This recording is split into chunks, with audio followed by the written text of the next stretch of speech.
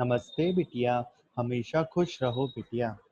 I am Dr. Bharat Sharma, Assistant Professor, Department of Pathology, Faculty of Homeopathic Science, Jyoti Vidyapeeth, Women's University, Jaipur. Today's topic is rheumatic fever and rheumatic heart disease. Rheumatic fever is a systemic post-streptococcal non-suppurative inflammatory disease principally affecting the heart, joints, central nervous system, skin, and subcutaneous tissue. The following stages of rheumatic fever involves all the layer of heart pericarditis causing major cardiac sequelae referred to as rheumatic heart disease. In spite of its name suggesting an acute arthritis migrating from joints to joint, it is the heart rather than the joint which is first and major organ affected. Decades ago, William Boyd gave to the dictum rheumatism licks the joint but bites the whole heart. Etiopathogenesis. After a long controversy, the etiologic role of preceding throat infection with beta hemolytic streptococci of group A is in rheumatic fever is now well accepted. However, the mechanism of lesion in the heart, joint, and other tissue is not by direct infection but by induction of hypersensitivity or autoimmunity in a susceptible host. Thus, there are three types of factor in the etiology and pathogenesis of rheumatic fever and rheumatic heart disease. First is environmental factor, second is host susceptibility, and third is immunologic evidence. First is environmental factor. Evidence is supported are as under. There is often a history of infection of the pharynx, upper respiratory tract with with this microorganism about 2 to 3 weeks prior to the attack of rheumatic fever. Subsequent or ongoing attack of streptococcal infection are generally associated with recurrent episode of acute rheumatic fever. A higher incidence of rheumatic fever has been observed after outbreaks and epidemics of streptococcal infection of throats in children. Administration of antibiotic leads to lowering of the incidence. Cardiac lesions similar to those seen in rheumatic heart disease have been produced in experimental animals by induction of repeated infection with beta hemolytic streptococci of group B. Group A. Socioeconomic factors like poverty, poor nutrition, density of population, overcrowding in quarters for sleeping, etc., are associated with spread of infection. The geographic distribution of the disease, as already pointed out, shows higher frequency and severity of the disease in the developing country of the world where the living condition in underprivileged population are substandard and medical facilities are insufficient. The incidence of the disease is higher in subtropical and tropical regions with cold, damp climate near the rivers and water waves which favor the spread of infection. Second is host susceptibility. Since all individuals with streptococcal infection do not develop rheumatic fever, role of inherited characteristics for the disease has been reported. Clustering of disease in families, occurrence in identical twins, and individual with HLA class second alleles have strong association with rheumatic fever. First degree relative of patient with rheumatic fever and rheumatic heart disease have increased expression of particular alloantigens. Immunological evidence.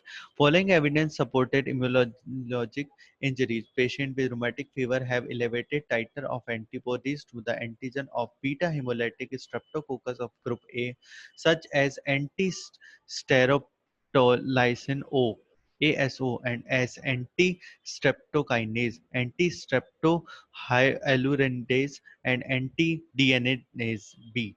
Cell wall polysaccharide of group A Streptococcus forms antibodies which are reactive against cardiac valves. Hyaluronate capsule of group A Streptococcus is identical to human hyaluronate present in joint tissue, and thus these tissue are the target of the attack. Membrane antigens of group A Streptococcus react with sarcolemma of smooth and cardiac muscle, dermal fibroblast, and neurons of caudate nucleus. Now, morphological features. Cardiac lesions. Cardiac manifestation of RFR in the form of focal inflammatory involvement of the interstitial tissue of all the three layers of the heart. So, the so-called pancarditis. The pathognomic features of pancarditis in rheumatic fever is the presence of distinctive Escoff nodule or Escoff bodies. The Escoff nodule or bodies are the Spheroidal or fusiform distinct tiny structures 1 to 2 mm in size occurring in the interstitium of the heart in rheumatic fever and may be visible to naked eyes. Lesions similar to the Scoph nodules may be found in the extracardiac tissue. Evolution of fully developed Escoph body occurs through three stages. First is early stage. The earliest sign of injury in the heart in rheumatic fever is apparent by about fourth week of illness. Initially, there is edema of the connective tissue and increase in acid mucopolysaccharide in the ground substance. Eventually, the collagen fibers are fragmented and disintegrated. This change is referred as fibrinoid degeneration. Second is intermediate stage. It is this stage of the Escort body which is pathognomonic of rheumatic condition. This stage is apparent in 4 to 13 week of illness. The early stage of fibrinoid changes is followed by proliferation of cells that includes infiltration by lymphocytes, plasma cells, and a few neutrophils and a characteristic cardiac histocytes called anti-Shkov cells at the margins of the lesions. Some of these modified cardiac histocytes becomes multinucleated cells containing 1 to 4 nuclei and are called Escov cells and pathognomonic of rheumatic heart disease. 3 is late stage. The stage of healing by fibrosis of Ashkoff nodule occurs in the 12 to 16 week after the illness.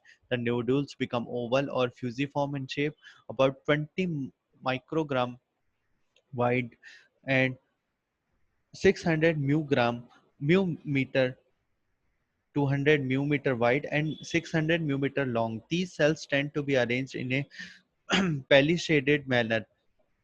Eventually, it is replaced by small fibrocollagenous scar with little cellularity, frequently in perivascular location. First is rheumatic endocarditis. Endocardial lesions of rheumatic fever may involve the valvular and mural endocardium, causing rheumatic valvulitis and mural endocarditis respectively. Rheumatic valvulitis cross appearance. The valve in acute rheumatic fever shows thickening and loss of translucency of the valve leaflet or cups. This is followed by the formation of characteristic small 1 to 3 mm in diameter multiple watery vegetation or verrucae, chiefly along the line of the closure of the leaflet and cups. Though all the four heart valves are affected, their frequency and severity of involvement varies. Mitral valve along being the most common side, followed by decreasing order of frequency, the mitral valve, aortic valve. The higher incidence of vegetation on the left side of the heart is possibly because of the greater mechanical stress on the valves of the left heart, especially along the line of closure of the valve cups.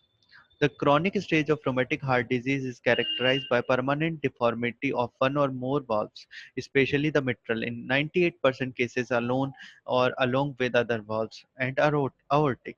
Gross appearance of chronic healed mitral valve in rheumatic fever is characteristically fish mouth or buttonhole stenosis.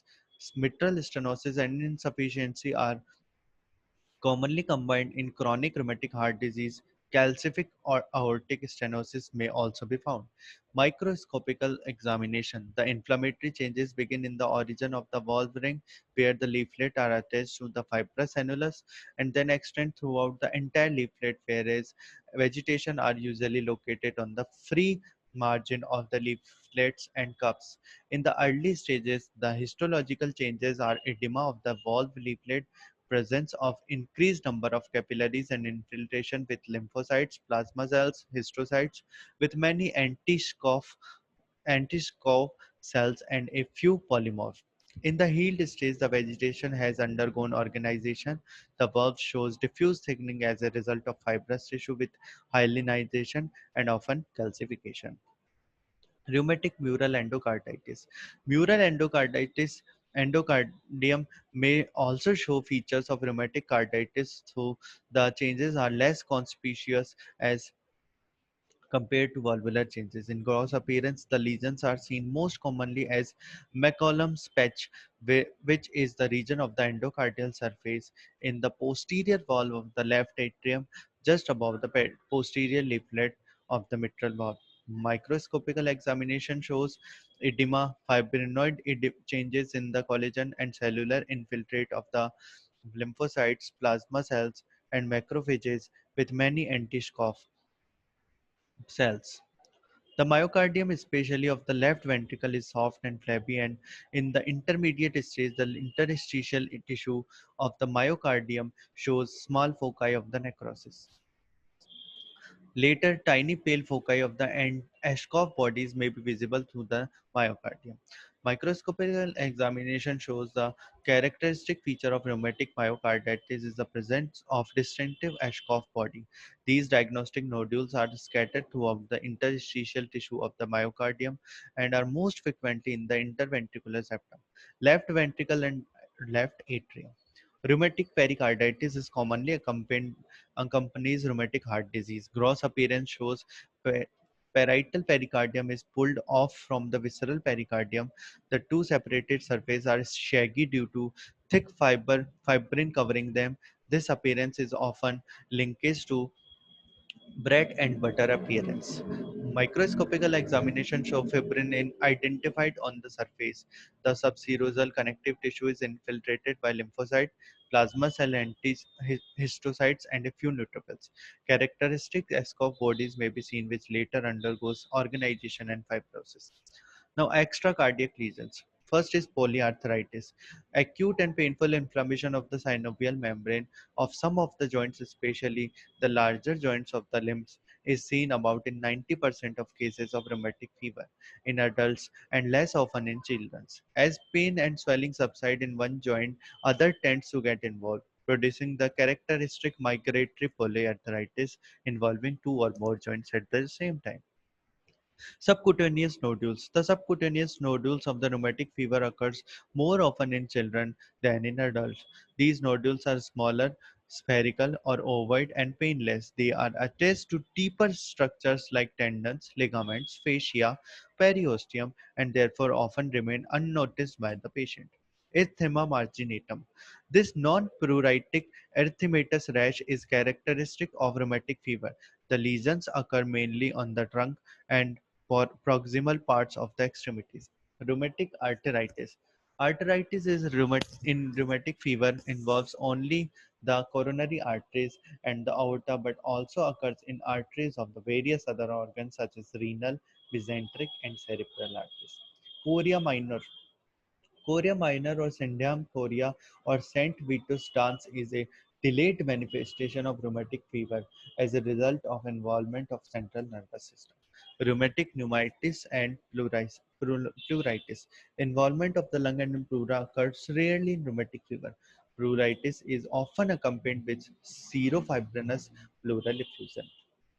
Clinical feature and prognosis. The first attack of rheumatic fever generally appear 2 to 3 weeks after streptococcal pharyngitis, most often in children between the age of 5 to 15 years. With subsequent streptococcal pharyngitis, there is reactivation of the disease and the similar clinical manifestation appear each recurrent attack. The disease generally present with migratory polyarthritis and fever. Clinical diagnosis of rheumatic fever and rheumatic heart disease is made in a case with antecedent laboratory evidence of streptococcal throat infection in the presence of any two of the major criteria or occurrence of one major and two minor criteria. The long-term sequel or stigmata are the chronic valvular deformities, especially the mitral stenosis, as just already explained, and the major cause of death in rheumatic heart disease are cardiac failure, bacterial endocarditis, and embolism. This session is powered by Digital Version 2.0, Jyoti Vidyapeeth Women's University. I hope you all enjoy this session. If you have any query, please mention it in comment box. Thank you.